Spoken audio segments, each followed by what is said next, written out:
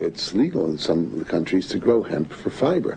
And in France, this woman whose name is France Perrier, Madame France Perrier, she builds about 300 houses a year using hemp and cement lime, and she makes a thing called isocyanver.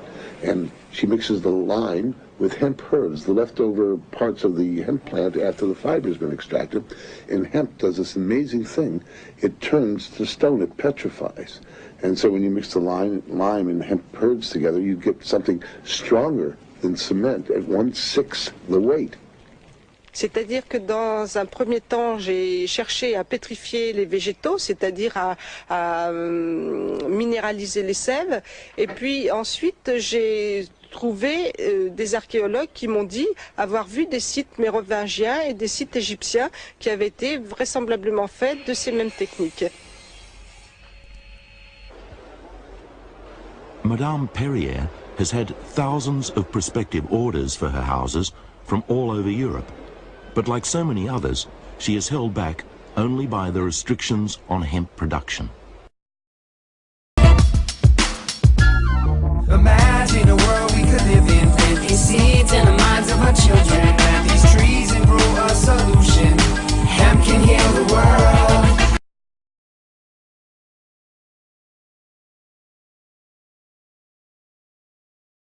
Hi, my name's Clark Snell. I'm the managing director of the Now House Institute, which is a nonprofit dedicated to finding carbon neutral solutions for the built environment.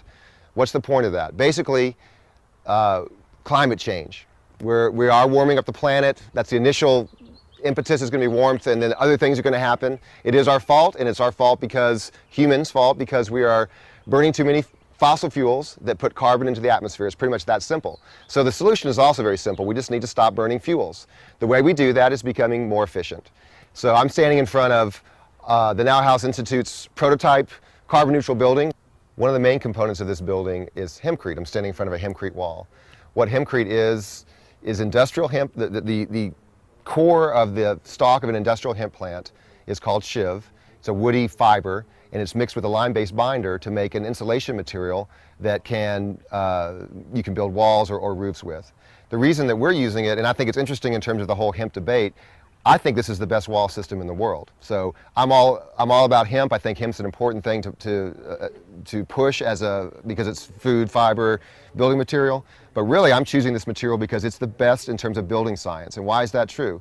First of all, because this is what's often called a breathable wall system. And I don't mean breathable for air. We're actually building an airtight wall, but it's breathable for water. And why is that an advantage? Well, in a typical wall, you have a cavity that you seal tightly and then you fill with insulation. Well, water will get inside that cavity because water that's its job in the world. My body is 70% water.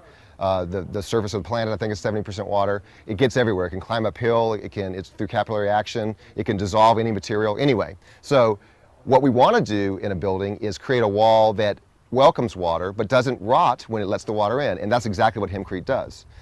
When humidity changes in the air outside, the wall can take on that extra humidity and hold it until the humidity drops outside, and then it'll let it back out. In the meantime, because the lime is wrapped around the cellulose won't rot. So therefore we have a wall that can adjust naturally to humidity levels without rotting.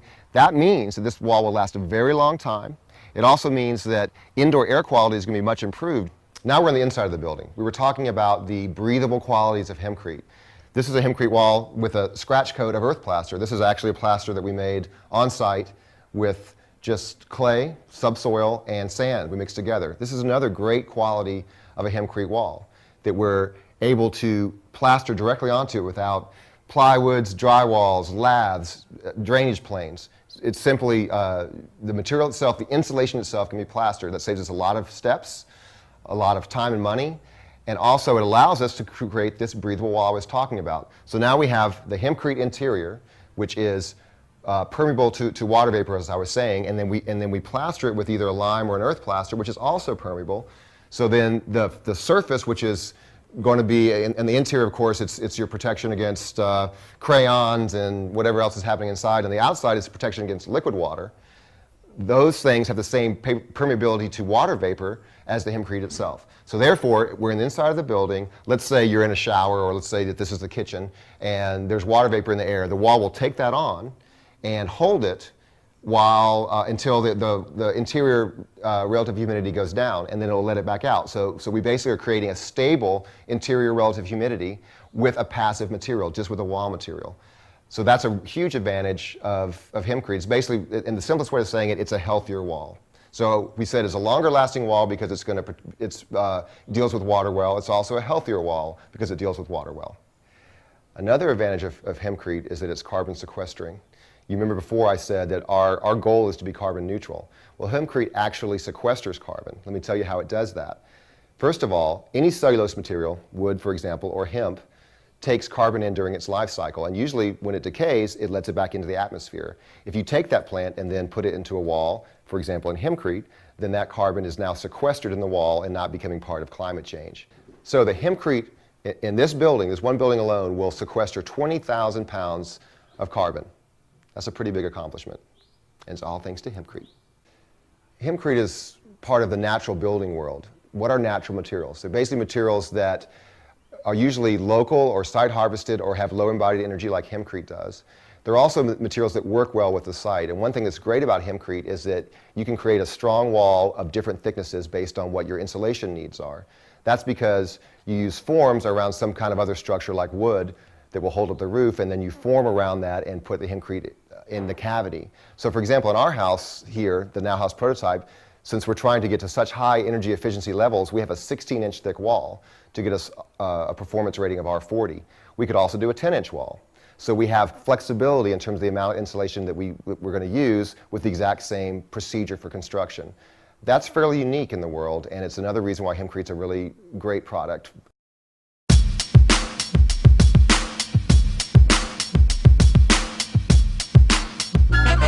Imagine a world we could live in. Plant these seeds in the minds of our children. Plant these trees and grow a solution. Hemp can heal the world. Imagine a world we could live in. Plant these seeds in the minds of our children. Plant these trees and grow a solution. Hemp can save the world.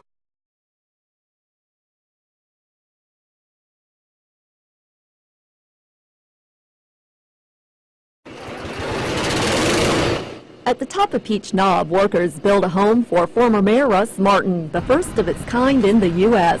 Europe's been using this product for about 10 to 15 years, and they're pretty far ahead of us in green building. The product is industrial hemp. Madeira's company imports it from the UK to make HempCrete. HempCrete is mixed with a lime-based binder. Before you make any jokes about workers getting high on the job, builders quickly point out that hemp is not marijuana. The industrial hemp plant is a cousin of the marijuana plant, but it has very little, 0.03% THC. You can't get high on this. Madeira says HempCrete has many health and economic benefits.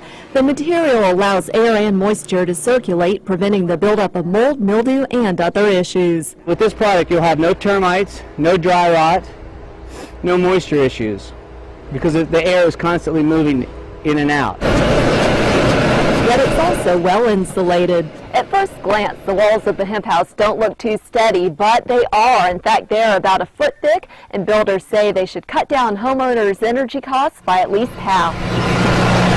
The 3,000 square foot home cost about $55,000 to build.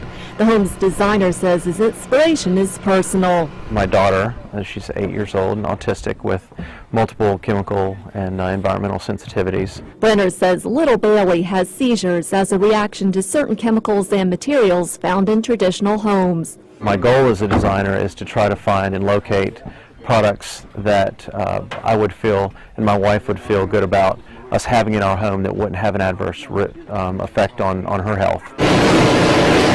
Brenner and Madeira hope this is the beginning of many hemp houses in Asheville and in the U.S. Karen Wynn, News 13.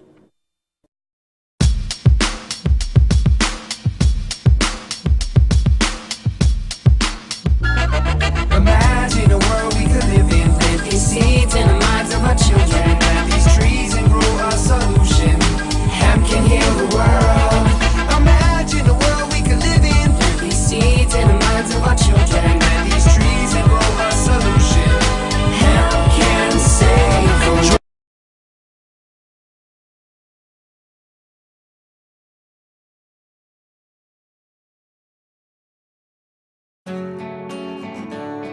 A few years ago I set up a company called HAB, Happiness, Architecture, Beauty, as a development company. And we're finishing this scheme in about 2 or 3 weeks' time. It's a scheme of about 42 homes called the Triangle, and designed by a wonderful award-winning British architect, Glenn Howells.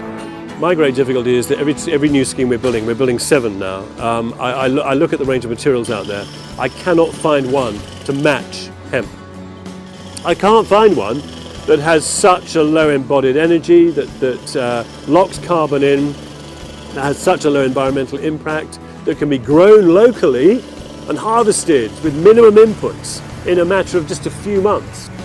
It's an incredibly expedient building method. Every other system I look at involves a skin and a structure and an insulation, and then you're worrying about where the thermal mass goes, and I cannot find a material which does what hemp does.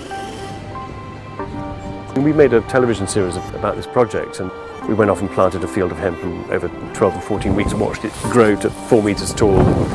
And that was next to a power station, which was rather neat. So, and the trains went by and the motorway went by, and you saw the plumes of smoke coming out of the chimneys of the power station. You thought, this field of hemp is absorbing all the CO2 and dirt, and we're going to build houses with it. So for me, there's a sort of tremendous excitement in the pioneering notion of using this material.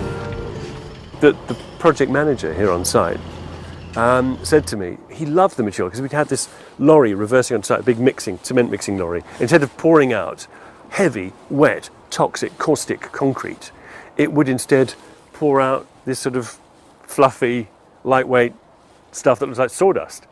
It didn't require any power tools. So all we had was buckets and barrows and blokes. And because there are no power tools, there are no cables everywhere. And it actually makes for a very, very healthy, very safe building site, hemp. It's a very, very builder-friendly material. I mean, it's a no-brainer.